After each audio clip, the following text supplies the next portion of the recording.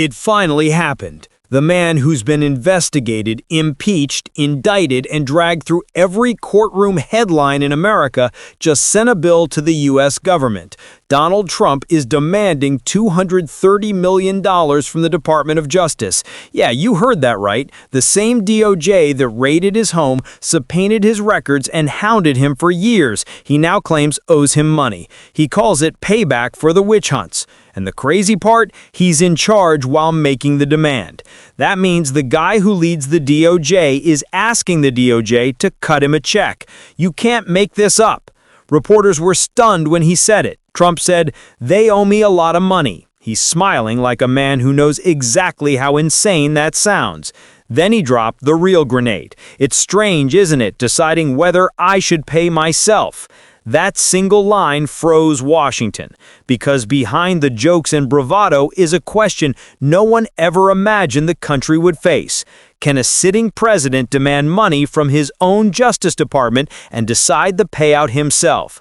Let's rewind. Trump's war with the DOJ didn't start yesterday. It's been brewing for nearly a decade.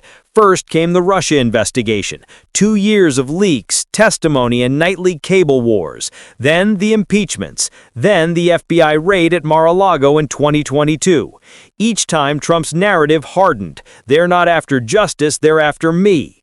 Now, with power back in his hands, he's flipping the script. According to filings uncovered by reporters, Trump's legal team submitted 2 official claims under the Federal Tort Claims Act. That's the same law civilians use when the government wrongfully targets them. The first claim, damages from the Russia probe. The second, damages from the Mar-a-Lago raid. Together, they add up to roughly $230 million. Not just in legal fees, but in reputational harm. Translation, Trump says the investigations destroyed his name, cost him business, and scarred his presidency. And now, the Justice Department should pay for it. He insists it's not about greed. He said, "If I get anything, I'll give it to charity." Sure, maybe. But even his supporters know this isn't about money. It's about symbolism. He wants the system that humiliated him to admit it was wrong, publicly, financially, officially. When the news broke, the political world went nuclear. Republicans cheered, Democrats screamed, the media melted down. Fox News hosts called it the ultimate power move. CNN analysts said it shatters every ethical barrier we have. And Twitter, X, turned into a digital street brawl. One clip went viral. Trump walking out of the Oval Office, smiling, telling reporters, "All I know is they owe me a lot of money." The cameras clicked, the room buzzed, and every headline screamed revenge. Even his allies looked nervous. One senior GOP strategist told Politico he's playing with constitutional fire, but his base will love it. And they do. On conservative talk shows, callers said this was justice served. To them, the DOJ became the villain long ago, the deep state machine that framed their champion. Now that champion was finally punching back. But inside the DOJ, panic. Career officials started asking if they'd have to recuse themselves. Ethics lawyers huddled behind closed doors. Because how do you even handle this? The president is effectively your boss and your claimant. If you pay him, it looks corrupt. If you fight him, it looks mutinous. Think about that tension for a second. The Department of Justice, built to be independent, now faces a case where independence itself is the issue. And Trump knows it. That's what makes this move so cold-blooded and strategic. He's not just fighting them in court, he's daring them to act, daring them to refuse him. Either way, he wins. If they pay, he's vindicated. If they don't, he calls it another witch hunt. Classic Trump playbook. Force the system to look corrupt no matter what it does. Democrats wasted zero time. Within hours, Senator Elizabeth Warren called for a congressional ethics review. Representative Adam Schiff said it was an act of authoritarian self-dealing. Even a few moderate Republicans winced. One unnamed senator told The Hill, "We support the president, but this is a new level of risk." The White House tried to downplay it. Press Secretary Sarah Hawkins said the president filed claims like any American citizen is entitled to. But that line didn't calm anyone, because Trump isn't any citizen. He's the guy who can literally tell the Attorney General what to do. Legal scholars called it a constitutional paradox. Ethics experts called it a nightmare scenario. And ordinary taxpayers started asking the obvious question, wait, if he wins this, does my money go to Trump? Exactly. Because any payout would come from the U.S. Treasury, your tax dollars. The idea that citizens could fund the revenge of a president against his own justice system, that's where disbelief turned into outrage. This story isn't just about one claim. It's about the collision of power and accountability. Trump's team says it's simple. The DOJ acted with malice. Now it should compensate him. Democrats say it's dangerous. A president suing his own government is the death of checks and balances. Both sides are right, and that's what makes it explosive. If the DOJ even entertains the claim, it sets a precedent. Future presidents could threaten lawsuits whenever investigators get too close. Oversight would die overnight. But if the DOJ rejects him, the spectacle just grows. Trump will weaponize the denial as proof that they're still out to get me. It's a feedback loop with no exit. Behind the scenes, lawyers are terrified. Under the Federal Tort Claims Act, these kinds of payouts are almost impossible. But nothing in American politics is impossible anymore, not when Trump is involved.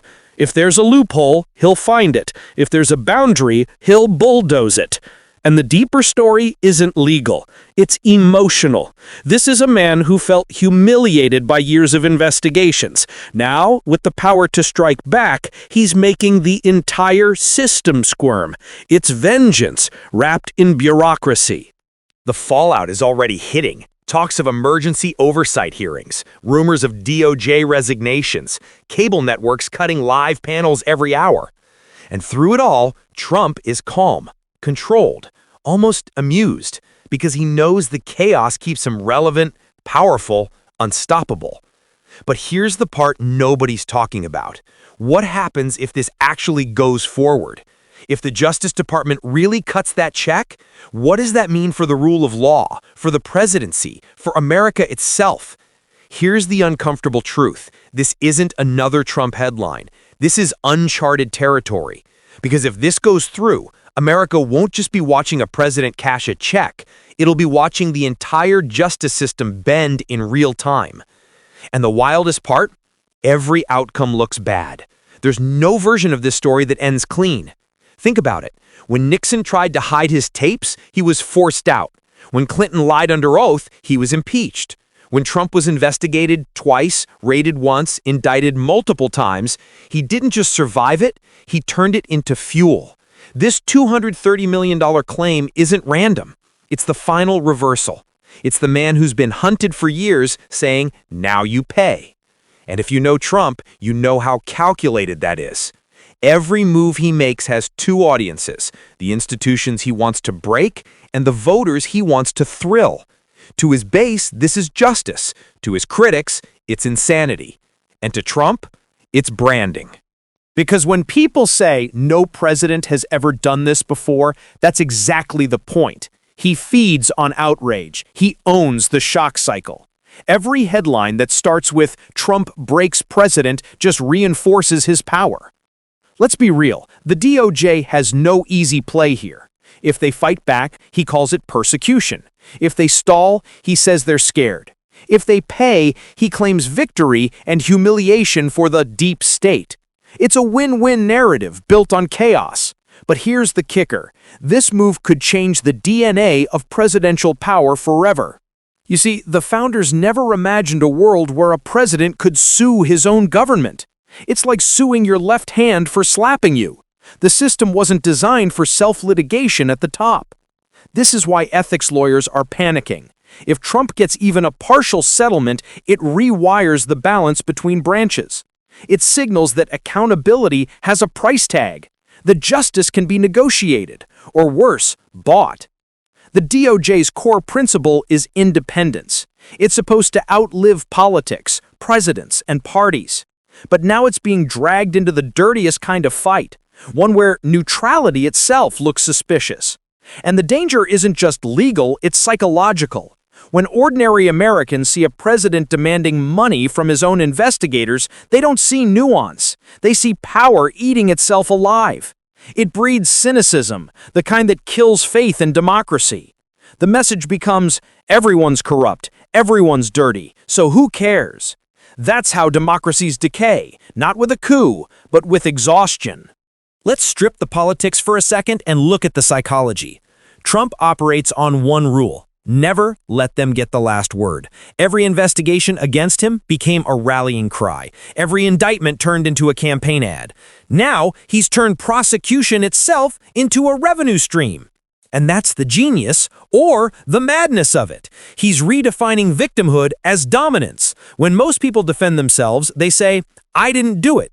Trump says, "They owe me." That's not defense. That's offense disguised as grievance. And that's why his opponents keep losing the narrative war. While Democrats rage about ethics, Trump makes his base feel like they're finally winning. He's giving them a revenge fantasy, not just against the DOJ, but against every elite they believe wronged them. He's not just billing the Justice Department, he's billing the system on behalf of millions who feel cheated, censored, ignored. That's why this story isn't about one claim, it's about an entire political psychology. Let's play it out. Scenario 1, the DOJ folds. They settle quietly. Maybe they say it's for administrative closure. Trump announces he's donating the money to veterans or small businesses. He looks magnanimous. The DOJ looks weak. America sees that you can fight the system and make it pay you back. Result? Permanent erosion of trust in impartial justice. Scenario 2, the DOJ fights back. They deny the claim. Legal war erupts. Trump turns every filing, every rejection into campaign gold. He goes live on Truth Social every day saying they're scared, they know they're guilty. Fundraising explodes. Congressional Republicans launch hearings to investigate the investigators again. It becomes the new Benghazi, the new Russagate, the new circus. The long game. No payout, no resolution, just chaos. The claim hangs over Washington like a threat. Every DOJ decision gets second-guessed. Career officials resign. The courts get dragged into politics even deeper. And by the time the 2026 elections roll around, both parties are exhausted and Trump owns the stage. Whichever path happens, one thing is guaranteed. This story doesn't end with a dollar amount. It ends with a shift in how Americans see power itself. Decades from now, law professors will still be teaching this case, not because of the number, $230 million is pocket change next to the federal budget, but because of what it symbolized, a president weaponizing grievance into governance. This wasn't a lawsuit, it was a message to the DOJ, to Congress, to every bureaucrat who ever thought they could corner him. He's saying, I'm not the defendant anymore, I'm the system now. And love him or hate him, that's the move that terrifies Washington most. Because if Trump can bend the rules while staying technically inside them, then the rules themselves stop mattering. He's turning American politics into a live experiment. How far can I push before the system breaks? And so far, it hasn't broken him. It's breaking around him. The DOJ's ethics board is reportedly reviewing the claim. Republican committees are preparing statements of support. Democrats are drafting legislation to block self-compensating claims. Cable anchors are losing their voices. But the bigger question remains. What happens if Trump wins? Not legally, symbolically. If he proves that a president can sue the justice system and still come out the hero, then the next generation of politicians will take notes. Today it's Trump versus DOJ. Tomorrow it could be any leader versus any institution. And when that happens, oversight dies quietly. That's why this story isn't just politics, it's precedent. And once a precedent like this exists, it never goes back in the box. So now, it's on you. Is this justice, a man finally standing up to a corrupt system? Or is it revenge, the system being forced to kneel before the man who never forgot? Drop your thoughts in the comments. Was this the boldest act of accountability in U.S. history or the start of something darker? Either way, remember this moment, because one day, when the next leader tries to do the same, people will point back and say, it started here. Like, share, and subscribe, because this fight between power and payback isn't over. It's just getting started. And the next twist might rewrite everything you thought you knew about American justice.